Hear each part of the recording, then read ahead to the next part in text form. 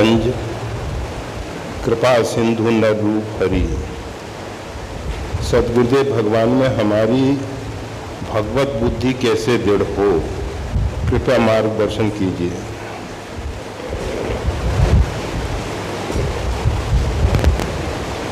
ये आवश्यक नहीं है कि गुरु में भगवत बुद्धि हो। भगवान श्री राम तो कहते हैं, मोते अधिक गुरु ही जिए जाने। मेरे से अधिक गुरु को जानो। क्यों?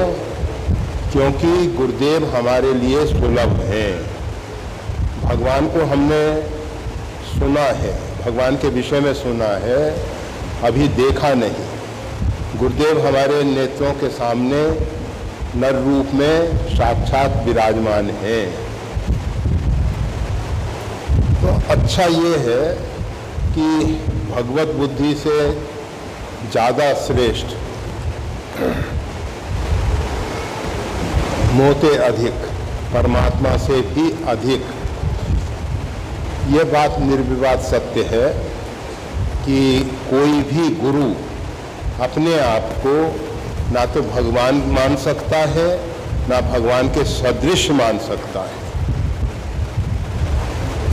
यहाँ तक कि त्रिभुवन गुरु भगवान आशुतोष अवधरदानी स्वयं अपने श्रीमुख से कहते हैं, उमा राम सम हित जग माही, गुरु पितु मात बंधु को नाई।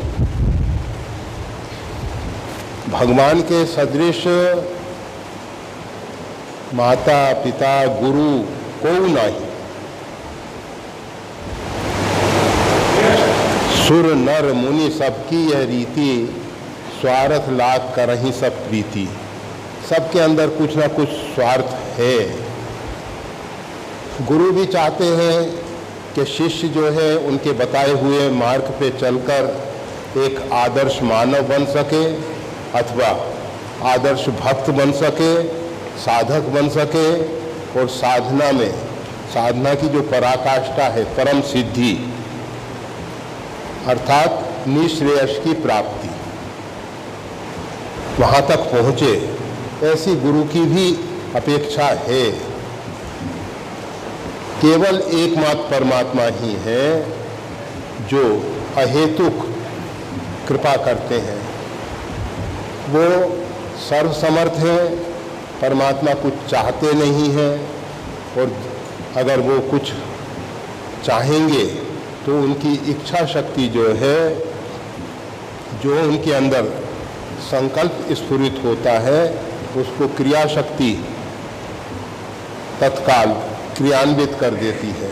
वहाँ विलंब नहीं होता है, वहाँ इच्छा शक्ति और क्रिया शक्ति और द्रव्य शक्ति हमेशा उनकी सेवा में तत्पर रहते हैं। तो परमात्मा और गुरु, हम तो गुरुदेव को जानते हैं, हम परमात्मा को नहीं जानते।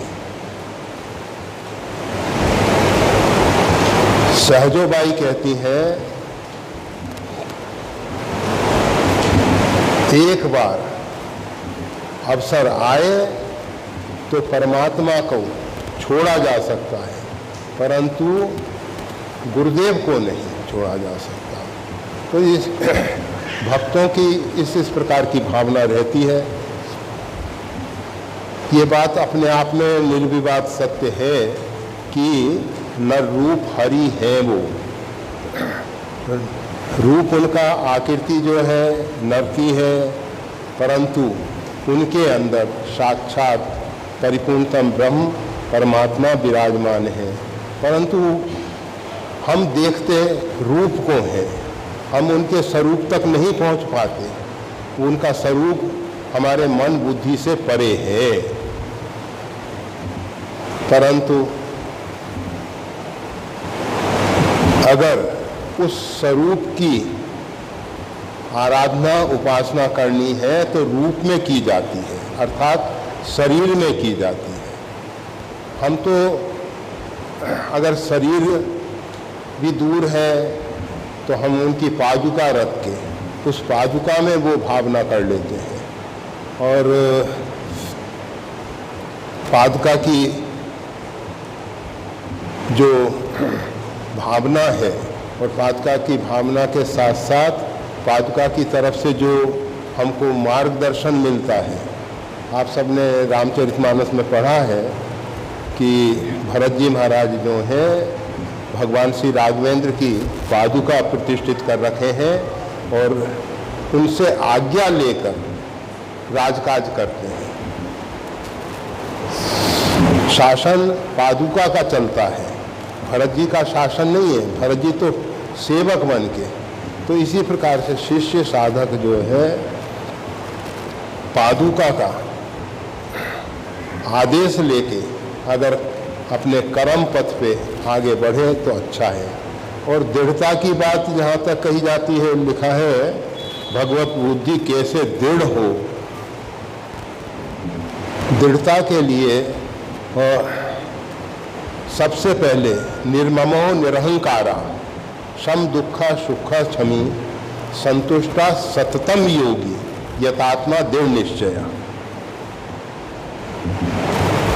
हम जब तक संसार के ममत्व में जी रहे हैं, ममता हो जरूर हो, परंतु जैसा भगवान श्री राम कहते हैं जननी जनक बंधु सुत उदारा तन धन भवन सुहित परिवारा सबके ममता ताग बटोरे। ये जो ममता है, ममता के जो तार हैं, ममता के जो धागे हैं, इन सबको बटोर कर एकत्रित करके दृढ़ता पूर्वक मम पद भगवान के चरणों के साथ बांध दें। ममता भगवान के साथ जुड़े, ममता छोटे रूप में ना रह जाए, छोटे सीमित दायरे परिवार में ना रह जाए, किसी व्यक्ति में ना रह जाए। हमारा जो अहम है, अहंकार है, अहमता और ममता, ये दो ऐसे हैं जो परमात्मा से हमको दूर कर रहे हैं। और भक्ति मार्ग में ये दोनों ही परमात्मा के सन्मुख करने वाले बन जाते हैं। अहमता और ममता जो है ये अगर परमात्मा के साथ जुड़ जाती है, हम राम जी के, राम जी हमारे हैं, परंतु मीरा जैसी दृढ़ता हो, मेरे तो गिरधर गोपाल दूसरा न कोई, कितनी दृढ़ता पूर्वक उन्होंने कहा और जीवन पर्यंत इस स्थिति में रहने के साथ अंत तो गत्वा सशरीर भगवान श्री कृष्ण में समाहित हो गई। तो दृढ़ता इस प्रकार की होनी चाहिए। हम भक्तों का चरित्र पढ़ते हैं, सुनते हैं, परंतु उनसे कुछ प्रेरणा नहीं ले पाते। हम बस औपचारिकता के रूप में भक्तों का चरित्र पढ़ लेते हैं, सुन लेते हैं। जिस दिन, जिस क्षण उन भक्तों जैसी दृढ़ता हमारे जीवन में आ जाएगी,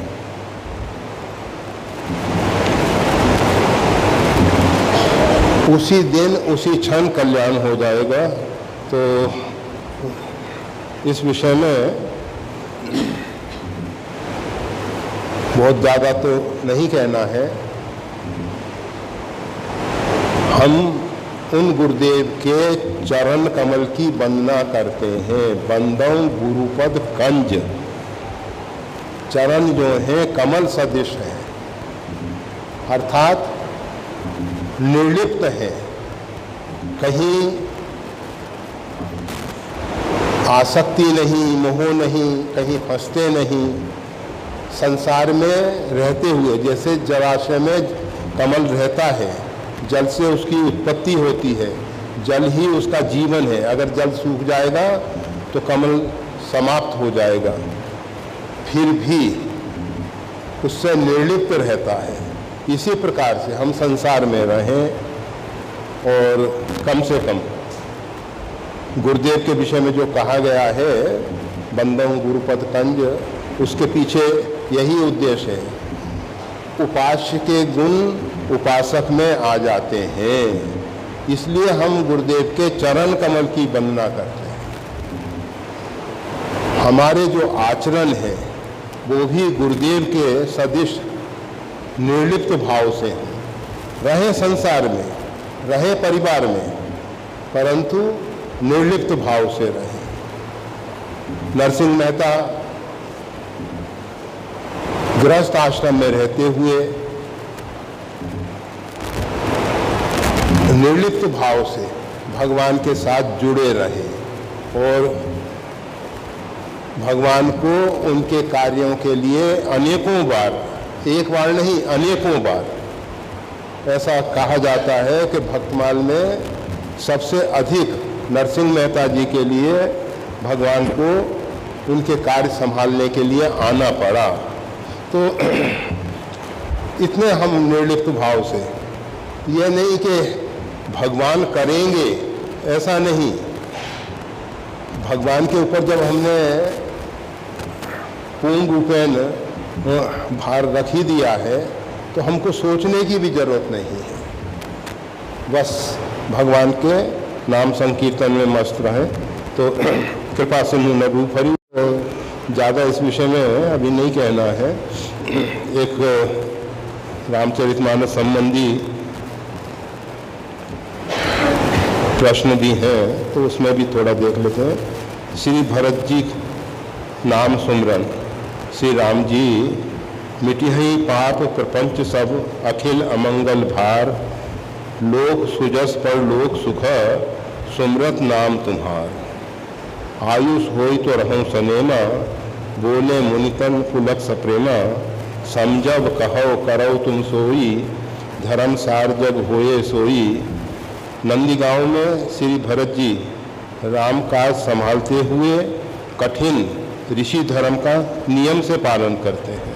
श्री राम जी भरत जी को प्रेमाश्रु बहाकर बारंबार याद करते हैं, श्री राम जी का सुमरन करते हैं। लेकिन श्री भरत जी का सुमरन कैसे करें, श्री भरत जी की कृपा दृष्टि कब पाएंगे? सदैव कृपा करना। श्री भरत,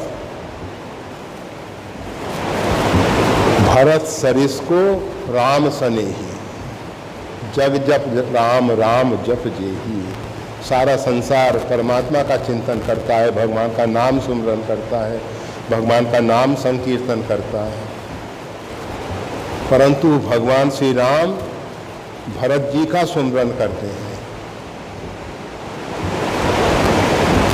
वास्तविकता राम और भरत दो नहीं है, एक ही है। और यहाँ तक भरत जी राम जी का सुमरन किए हैं कि सहसा लख न सकई नर नारी, स्त्री पुरुष नहीं पहचान पाते कि कौन भरत है कौन राम है। इतना सुमरन किया, इतना सुमरन किया है भरत जी ने कि वो भी राम रूप ही हो गए हैं, शरीर से भी राम रूप ही हो गए हैं। और जैसा गुरु वशिष्ठ जी ने उनके विषय में कहा, जब उन्होंने गुरु वशिष्ठ जी से नंदीगांव कर पर्ण कुटीरा, नंदीगांव में पर्ण कुटी निर्माण करके रहने की आज्ञा चाहिए, तो गुरु वशिष्ठ जी ने एक बहुत महत्वपूर्ण बात कही है। वो भरत जी जैसे निर्लिप्त भाव से, जिनको केवल भगवान की प्रसन्नता ही चाहिए, जाई न चाहिए कभों कछु, तुम सन सहज सने, ऐसे जो अकिंचन भक्त हैं, आर्त अथार्थी जिज्ञासु, ये जो भक्त हैं ये सकारण भक्ति करते हैं, अकारण नहीं करते हैं। इनकी भक्ति के पीछे कोई ना कोई उद्देश्य है, कुछ अपेक्षा है, कुछ मांग है। परंतु जो ज्ञानी भक्त हैं, भगवान के भक्त अज्ञानी नहीं होते हैं, भगवान के भक्त ही ज्ञानी हैं। गोस्वामी तुलसीदास जी ने स्पष्ट कर दिया, जोग कुजोग ज्ञान अज्ञान, जहाँ न राम प्रेम प्रधान। जहाँ परमात्मा के प्रेम की प्रधानता नहीं होती है वो जोग कुजोग हो जाता है, ज्ञान अज्ञान हो जाता है। तो ऐसे जो ज्ञानी भक्त हैं वो भगवान को अतिशय प्रिय हैं, अतिशय प्रिय हैं, क्योंकि उनके जीवन में प्रेम की प्रधानता है, ज्ञान की प्रधानता नहीं है, प्रधानता प्रेम की है। इसलिए वो सही अर्थों में ज्ञानी हैं, शुष्क ज्ञानी नहीं है। वेदों ने स्तुति करते हुए कहा, ते अवेदवादी ज्ञानी नर, देखा मैं चरित कलयुग कर। आप गए और घालई आनई, जहाँ कहाँ सत मार्ग प्रतिपालन। ऐसे भी ज्ञानी हैं जो अपने अहंकार में भर के अपने आप को ज्ञानी मान बैठे हैं, वो वास्तविक में ज्ञानी नहीं है। बातें वो अभेद की करते हैं। वहाँ परमात्मा और जीव का जो भेद है, ईश्वर जीवई भेद प्रभु, वो भेद को उन्होंने नकार दिया है केवल शब्दों में, केवल शब्दों में। आप गए, शंभी भवाटवी में भटक रहे हैं, खालई आनई, और दूसरों को भी इसी भवाटवी में भटकने के लिए मजबूर कर रहे हैं। तो ऐसे ज्ञानी नहीं, ज्ञानी भरत जी जैसे ज्ञानी होने चाहिए। राम के प्रेम की प्रधानता ही ज्ञान है।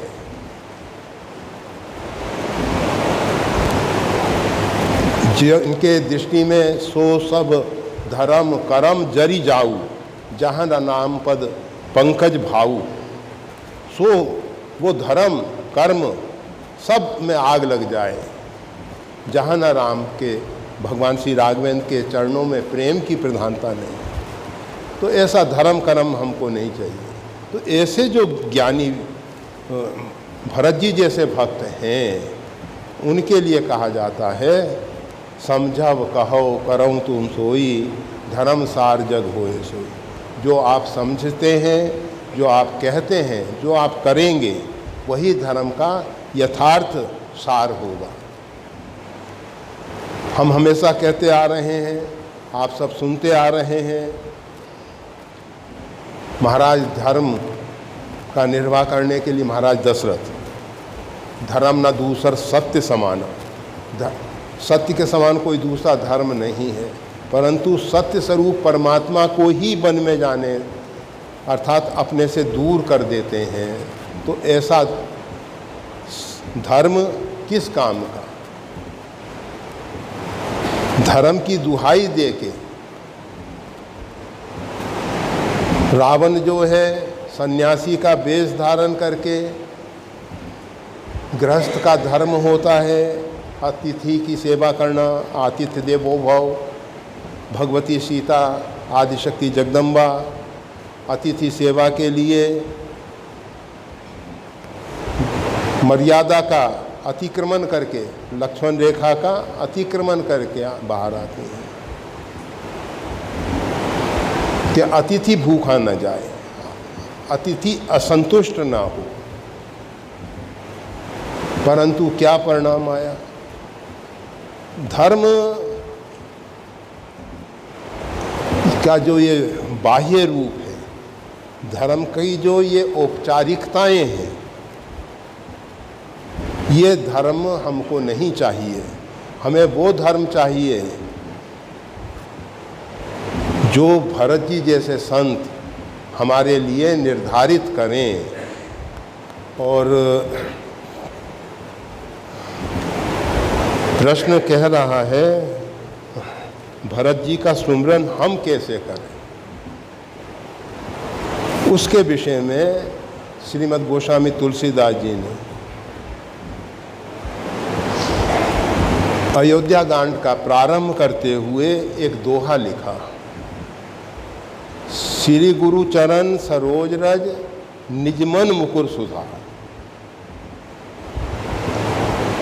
पहले अपने अंतःकरण को गुरुदेव के चरण कमल की रस से साफ स्वच्छ निर्मल करके फिर जो अयोध्या कांड का अंतिम दोहा है, भरत चरित कर नेम तुलसी जे सादर सुनई, सिया राम पद प्रेम अवस होई भवरस वृत्ति। हमको करना क्या है? पहले अंतःकरण शुद्धि के लिए सद्गुरुदेव के चरण कमल की रज को हृदय में धारण करके, हृदय पे लगाकर अंतःकरण को शुद्ध करके फिर भगवान के प्रेमी भक्त श्री भरत जी का चरित सादर सुनहि, आदर पूर्वक श्रवण करना चाहिए।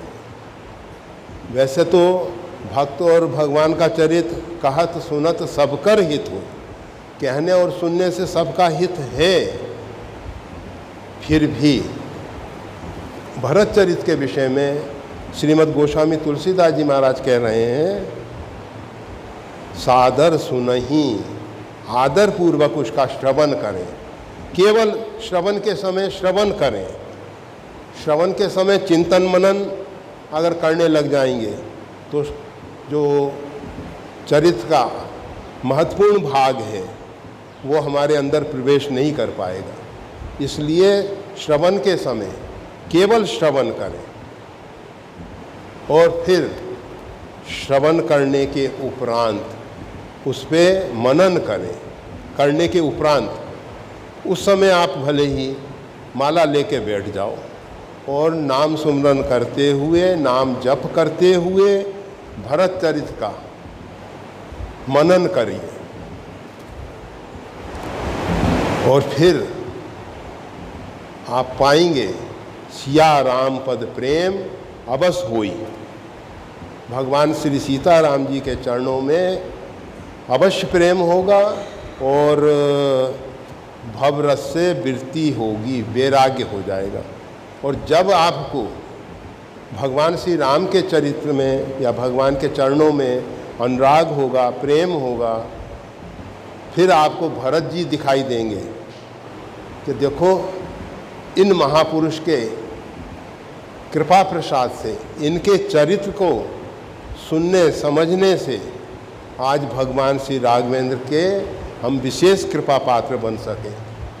फिर हम कृतज्ञ होके भरत जी का सुमरन करेंगे और वो जो कृतज्ञता पूर्वक सुमरन है वो भरत जी का सही सुमरन होगा, जरूर होगा, परंतु उससे पूर्व ये सब हमको करना होगा।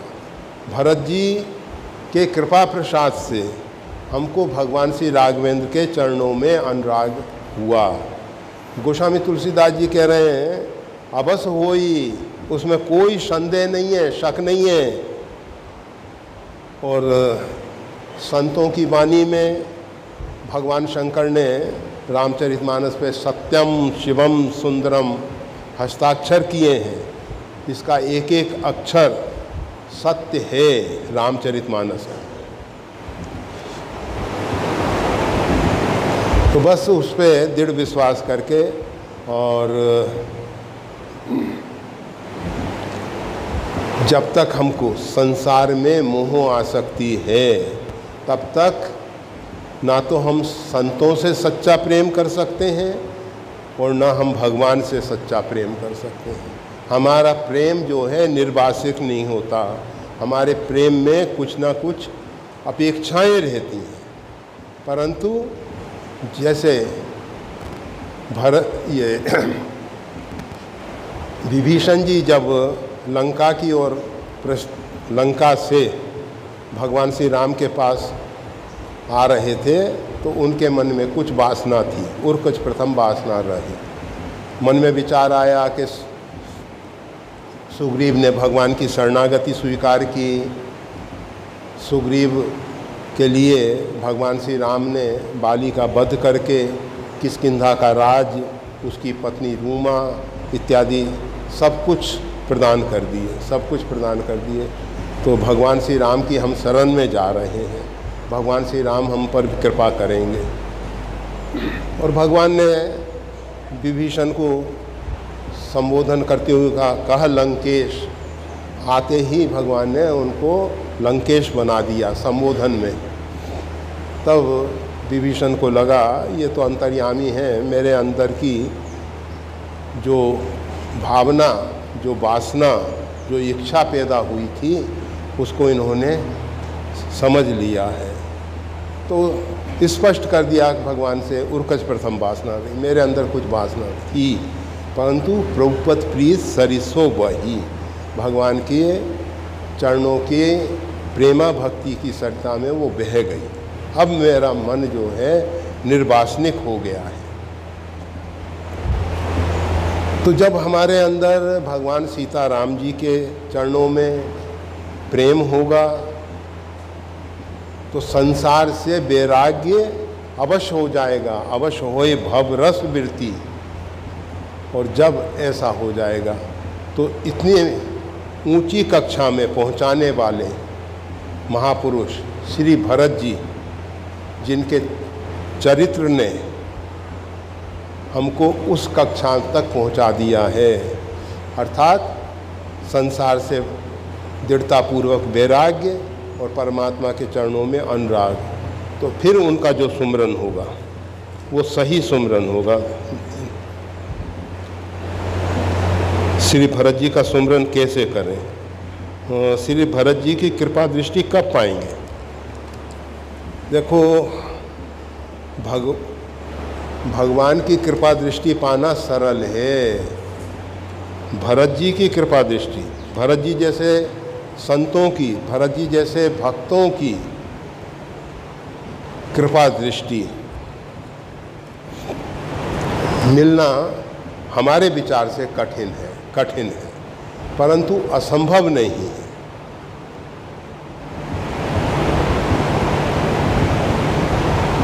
उसके लिए भरत जी हमेशा जो है भगवान के ध्यान में निमग्न रहते हैं। भले ही उनके नेत्र खुले हों, उनके नेत्र बंद हों, दोनों स्थिति में भगवान के ध्यान में वो निमग्न रहते हैं। अब हमारे ऊपर उनकी कृपा दृष्टि कब पड़ेगी, कैसे पड़ेगी? ऐसे शायद आपको मालूम हो,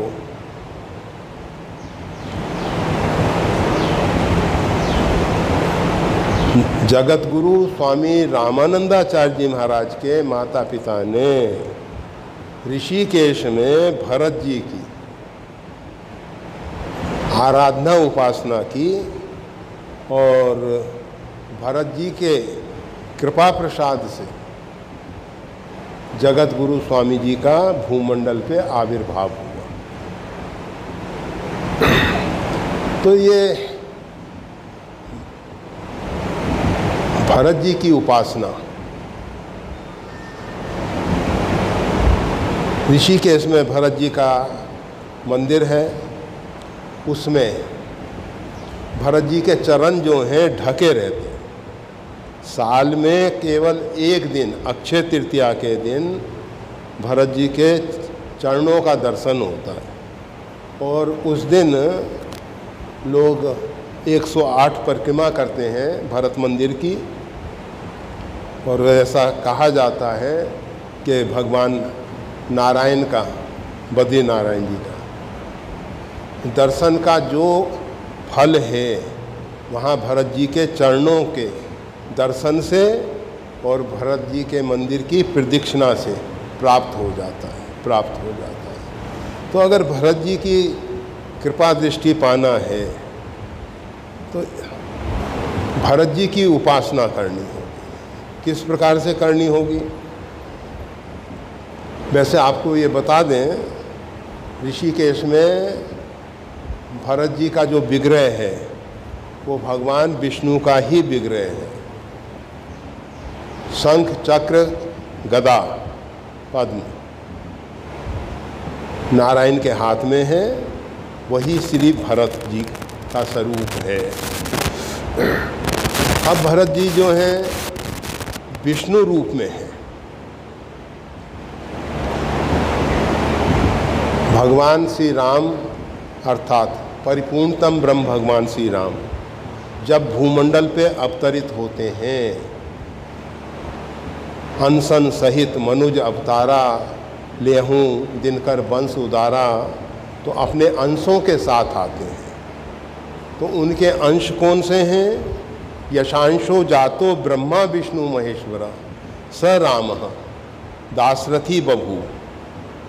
भगवान श्री राम जब दाशरथी दशरथ पुत्र के रूप में अवतरित होते हैं तो उनके अंश ब्रह्मा विष्णु महेश ये उनके अंश हैं। विष्णु जो हैं भरत जी बनते हैं, शिव जी जो हैं शंकर जी बनते हैं, शंकर जी जो हैं शिव जी जो हैं शत्रुघ्न जी बनते हैं, और ब्रह्मा जी जो हैं वो लक्ष्मण जी के रूप में आते हैं। तो इस प्रकार से भरत जी का ध्यान में आप ऋषिकेश जाके भरत जी की आराधना कर पाएँ। हो सकता है शरीर का प्रारब्ध, शरीर की क्षमता योग्यता न हो, तो जहाँ आप रहें, जिस परिस्थिति में भगवान ने आपको रख रखा, उस परिस्थिति में रहते हुए भरत जी की मानसिक पूजा नित्य प्रति करें। और मानसिक पूजा में आपको भरत जी के चरणों का दर्शन का लाभ नित्य प्रति मिल सकता है।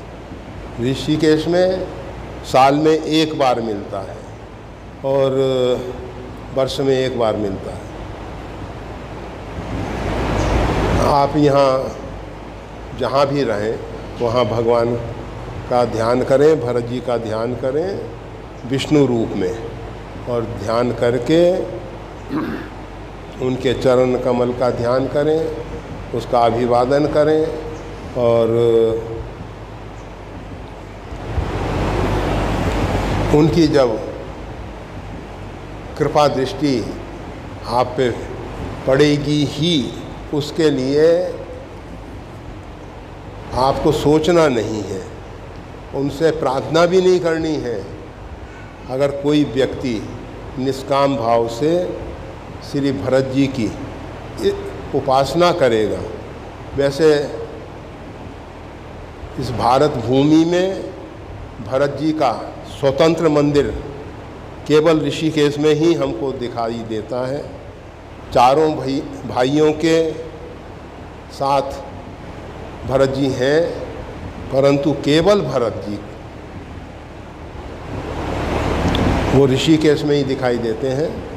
और सब जानते हैं भरत जी का मंदिर प्राचीन मंदिर है। ऋषिकेश के मालिक हैं वो श्री भरत जी महाराज।